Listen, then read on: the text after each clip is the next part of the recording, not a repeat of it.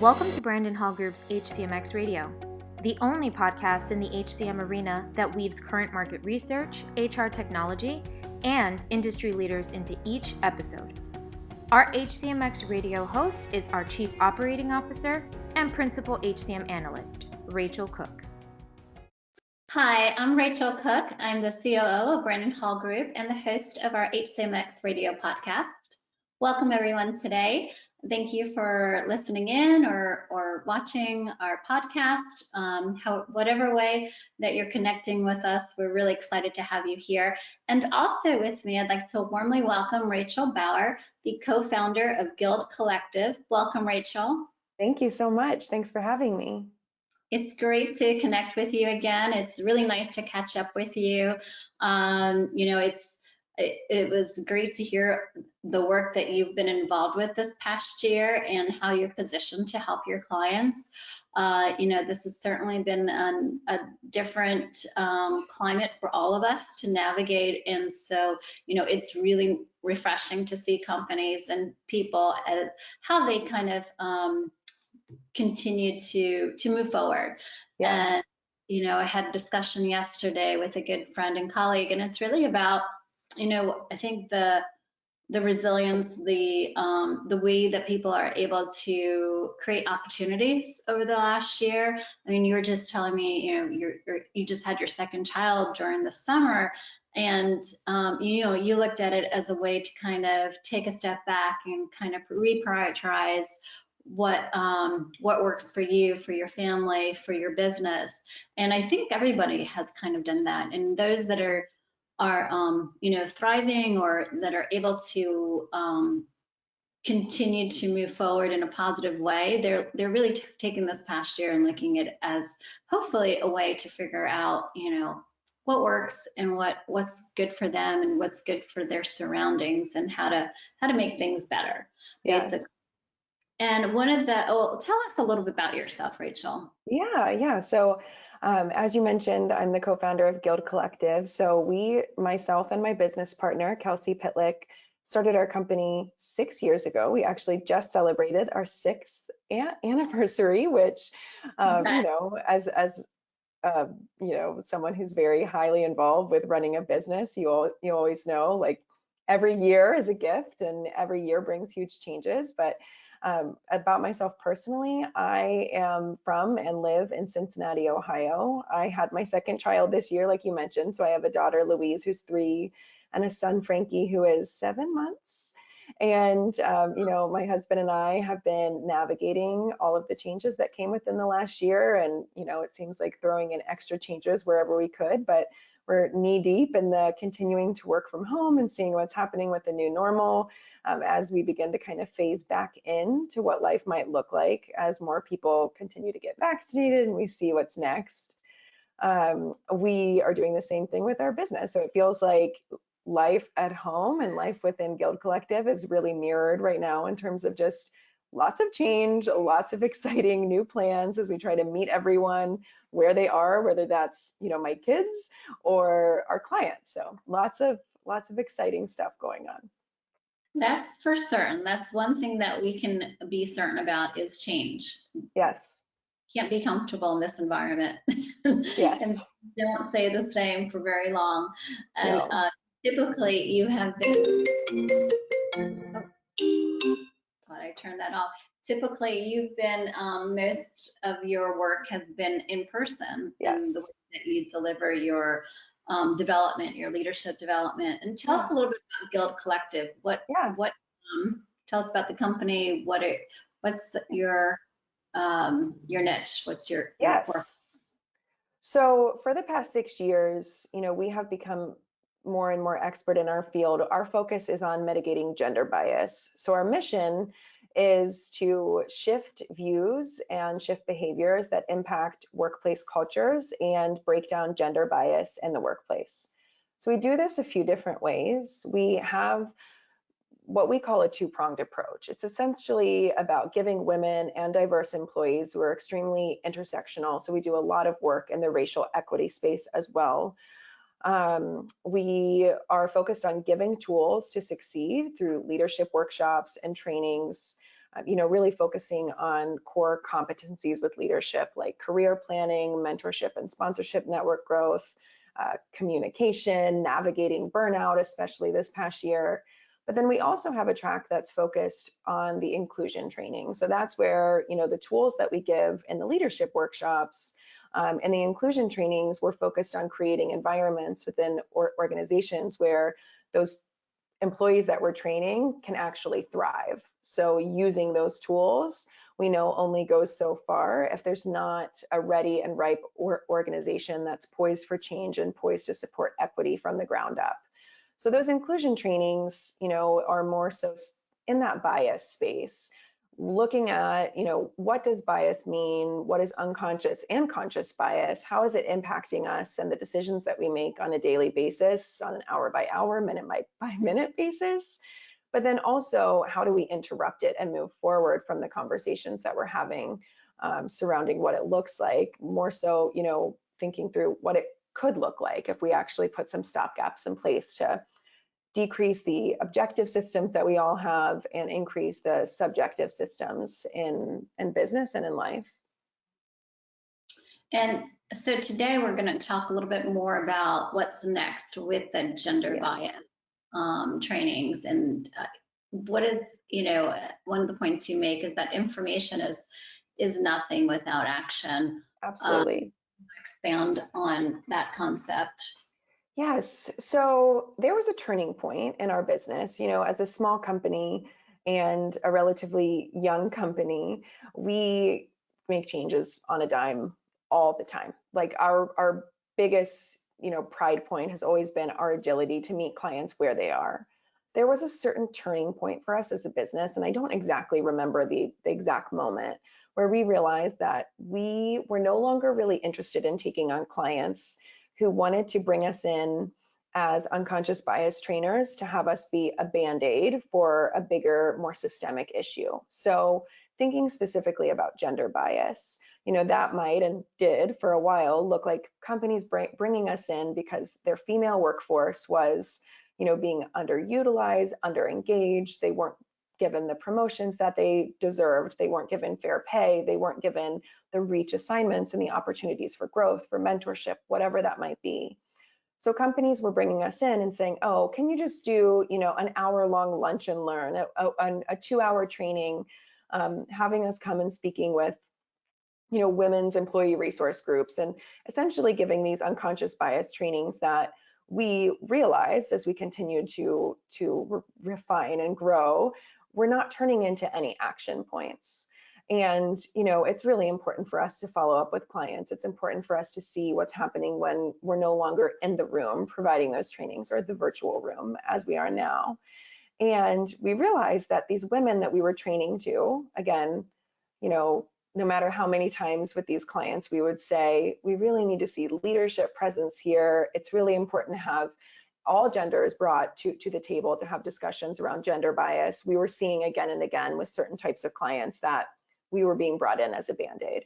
So the real shift for us was in deciding we were no longer going to be doing that. Our focus, with unconscious bias, is not necessarily to alleviate the guilt that comes with realizing, oh, I've been carrying biases with me. I've been using those biases without realizing it to make decisions in hiring, in retention, all different sorts of things. There's a lot of guilt that comes along with that. I think we hear the phrase a lot, white guilt, but there's guilt with that as well when we think about that through the gender bias lens. We as women carry gender biases. It's really, it's really jarring when we realize, through measurable bias tests and things, that we have been using bias to make these types of decisions. They've been impacting our work and our organizations. However, there are a lot of people in the unconscious bias training space that choose to, use this unconscious bias measure as a way to say, you didn't realize it was happening. We're all, prone to these biases. We really have to give ourselves grace, but there's not a lot of follow through. There's not a lot of what's next.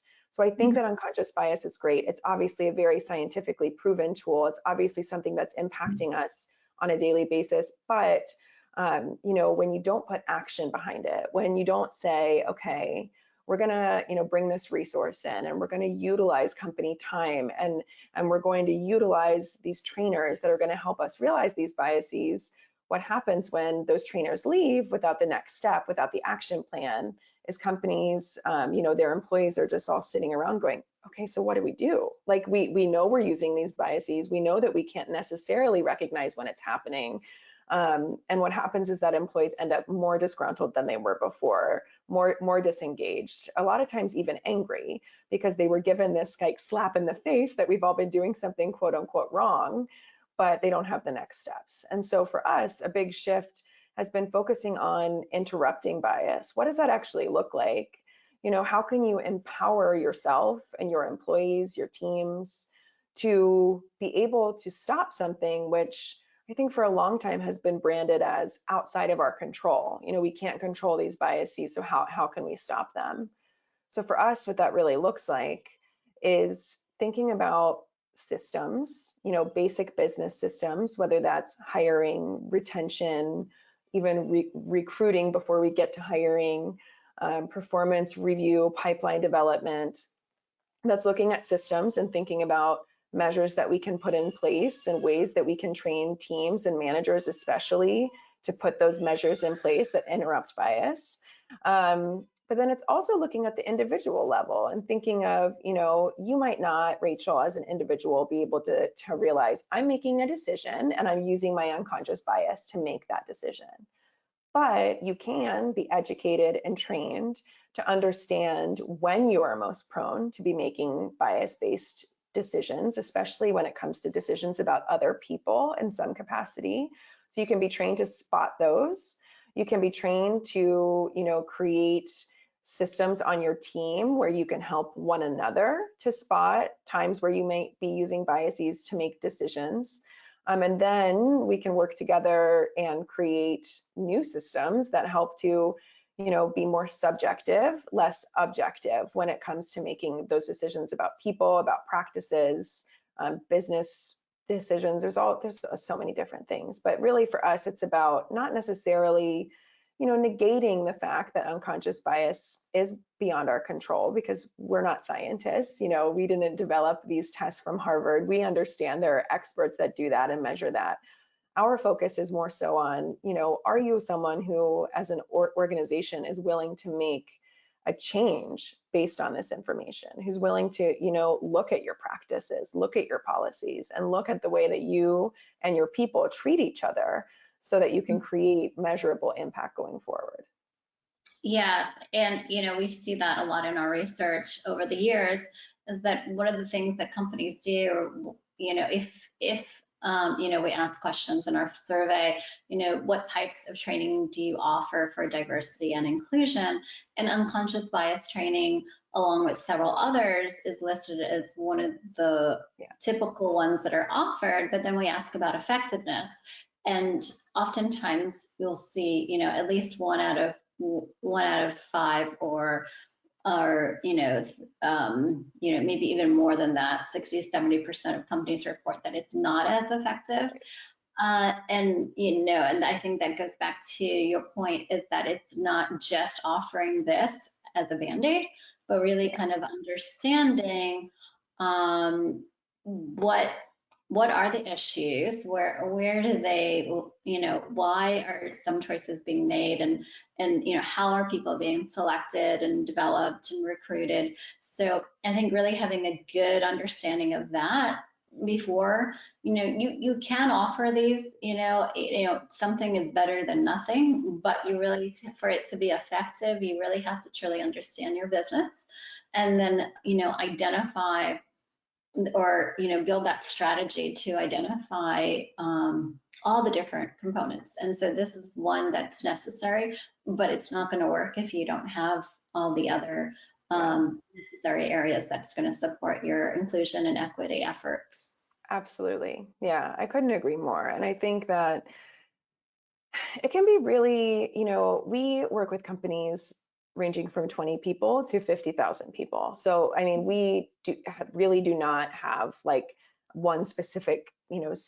sector of a market that we target to, because we really have been fortunate to be able to, work with just all industries, all sizes. And so there isn't a one size fits all approach to equity and inclusion and to building that culture. I think that is really, it can be really humbling for an organization to, strip back and look at what they have been doing and look at how it hasn't been working when it comes to, creating practices of equity and especially that inclusion, that, not necessarily feeling like, going from diversity, feeling like you are trying to hit a certain amount of people and trying to fill a quota, to equity, where you're, really trying to make sure that the people that are filling those quotas are, being given a seat at the table and being invited to play, to inclusion, to actually feeling like they are a big part of the discussion, to feeling like they're leading the conversations. And it can be really humbling to realize how early in that process you are as an organization, especially if you thought you were here, but really you're really at step 2 or 3 versus step 10. But if companies don't take the time to do that, they don't really take the time to see, where can they make change. The things like unconscious bias training, which can be extremely powerful, are going to fall flat because the employees always know. The employees always know when something is, going to make systemic change. And the problem, as facilitators, as trainers, we do consulting work as well, but what we are specialized in is trainings and facilitation. We are, we don't have rose-colored glasses on. We know that what really happens is, what really, I guess, lasts is what happens after we leave. And so for us, it's really important. Like I said, there was a turning point where we started to select clients differently who are going to make changes once we were able to leave them. So it requires that humbling moment, though, most of the time, of like, okay, where are we really? What do our employees really think about us? What are the perceptions? I think that's a scary part for most employers. And do you feel now, with everything that has transpired this past year or so, do you feel that companies are really, if you are kind of taking a step back and looking ahead, and let's say a year or 2 from now, do you think that how companies have shifted their mind or how they've kind of reset their focus, do you think it's going to have the same momentum? Do you think that it's going to, still be a focus? How do you envision companies prioritizing? So I mean, I guess, just because this is my business, I certainly hope so. But I think the answer is yes. Unfortunately, we're seeing it, from a necessity standpoint right now. So the impacts that the COVID-19 pandemic has had on women in the workplace are so disproportionate versus the impacts on men. And then even overlaying, race and ethnicity on top of that, the impacts for women of color, it's just, leaps and bounds above what we've seen in terms of unemployment and stalling employment for men, and especially white men. So, when we are living in a time where data is relatively, is relatively available on like an almost instantaneous system, it can be kind of crazy how quickly that we can see these impacts. But what we're seeing is that, experts like from leanin.org are saying that we've gone 2 decades back in terms of progress of representation. So, with all that we know with diversity and inclusion, we know that, more diverse teams and teams where women are more highly represented, we know that, those companies outperform their competitors. There's so much research there that's existed for so long. So, I mean, for better or for worse, these changes that have happened from the COVID-19 pandemic, if companies don't make this a focus, they're going to underperform their competitors who are. So I think we're going to see it from a necessity standpoint. COVID wasn't the only thing that happened this year. We saw a lot of racially induced violence come to the spotlight. And something that has been really interesting for us, for lack of better words, when we have, seen how our clients have responded to those instances of violence within the Black communities, especially, we've seen companies say, we're going to take a shift from focusing on gender and we're going to focus on race. And, obviously for many reasons, that's not what we like to hear from a business perspective. We specialize in gender, but like I mentioned at the onset of this interview, we are extremely intersectional in our approach. And what I think is interesting and what I hope changes is that companies stop saying we're going to focus on this or focus on that. What I really hope is that companies continue to grow and realize that, diversity and inclusion is not focusing on one group at a time. It's creating the workplaces where anyone from any group can come and feel represented, feel welcomed, feel included, and feel that they're going to be able to be developed and grown as an employee and as a professional. So what we're seeing now, I would say, so right now, what is it, March 2021, still hard to like measure time right now. What we're seeing now is companies realizing, okay, we've seen that, the pendulum is swinging back to a place that we didn't want it to when it comes to gender representation. We thought that we were going to just continue to grow momentum, keep moving forward. We have these aggressive targets. What we're realizing is that the workplace is going to look different going forward. No one knows exactly what that's going to look like.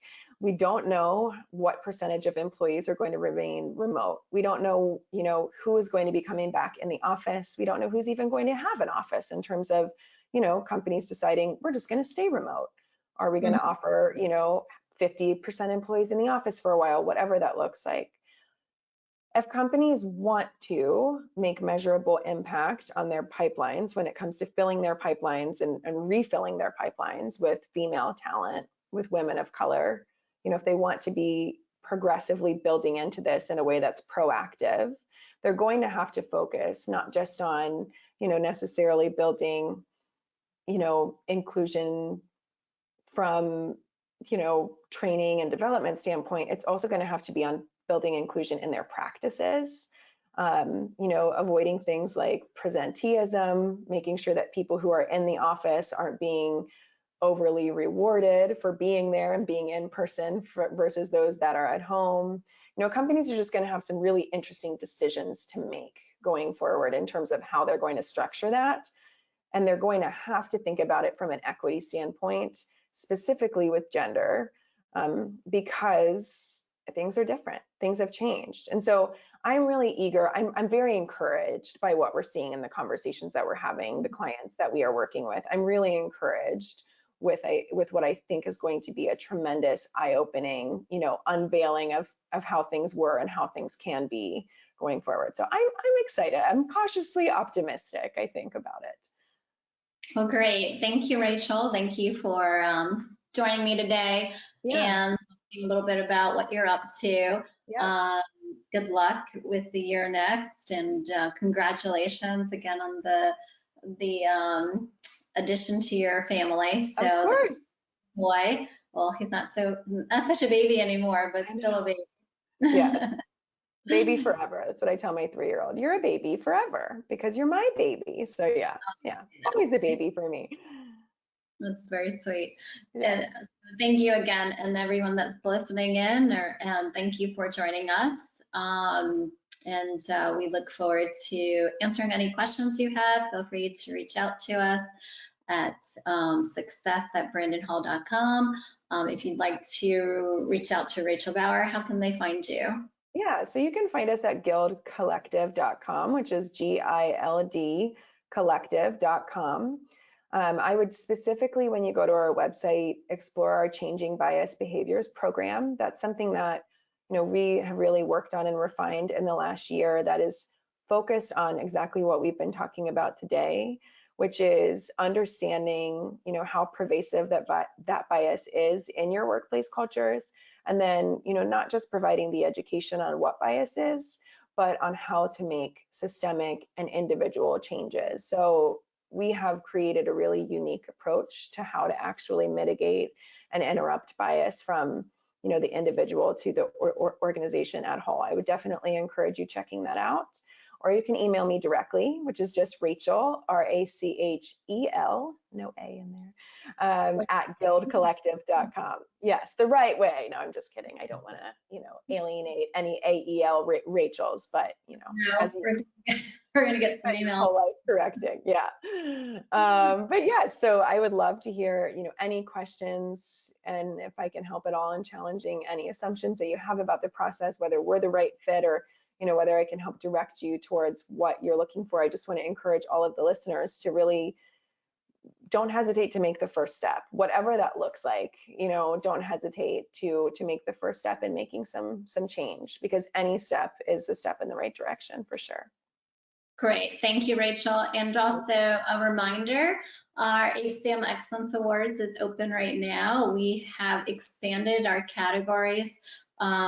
We have 7 different programs, from learning and development, talent management, leadership, talent acquisition, sales performance, and human resources. And we also broke out our diversity and inclusion program, where it was placed under our talent and leadership programs. So now we have a lot of new categories that you can apply. So we're looking forward to seeing your initiatives and best practices. We are still considering our summit that we were supposed to have in June this year. We were supposed to have last year, and we rescheduled. So we may do another series of virtual sessions over the summer in replace, depending on whether or not we have another live conference this year. If not, hopefully next year. And then we're really excited. We are launching a diversity, equity, and inclusion certification program. Awesome. So we've curated all of our research, our data, our award case studies, and best practices.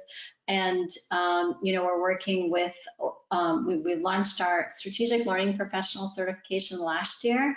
And so we have companies that are going through that. And it's exciting to help apply what we typically offer in our membership, but in more of a program structure. So you're not just on your own taking a look at our data and tools and research, but we're working with you side by side. So it's, we've had to make some adjustments last year, as everyone has, and it's given us this opportunity to create these new certification programs that we're very excited about. So, and again, any questions, please feel free to reach out to me at success@brandonhall.com, and or Rachel Bauer about their solutions. So very exciting all around, lots of new stuff that we have to offer.